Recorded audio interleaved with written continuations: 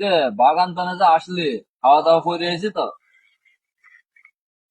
জানিস আমার মাছে ভাতে বাঙালি, মাছ দিয়ে ঠেসছি ভাত খেয়েছি। মাছ দিয়ে ভাত খেয়ে শুধু বাঙালিরাই কি মাছ খায়? আর এই যে কথাটা যে মাছে ভাতে বাঙালি, যে এই কথাটা বলেছে সে কিন্তু ভুল বলেছে, তুই কি জানিস? এটা আমি মেনে নিতে পারলাম না, কেমন ভুল তুই বোঝা আমাকে। বাঙালি চেনার কয়েকটা উপায় আছে, তুই কি জানিস?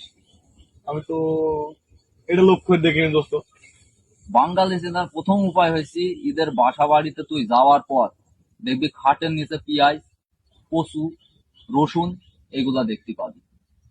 2 নাম্বার পয়েন্ট, তোষকটা তুলবি, তোষকটা তোলার পর তুই দেখতে পাবি শপিং ব্যাগ, এরা রায় দিবে।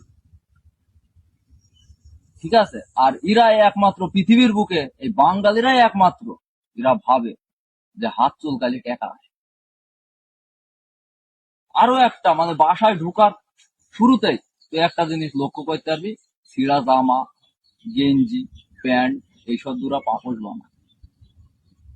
দোস্ত তোর কথা হয়েছে, তোর কথা আমি মিলিয়ে নিয়েছি, একদম সঠিক সব তোর কথা।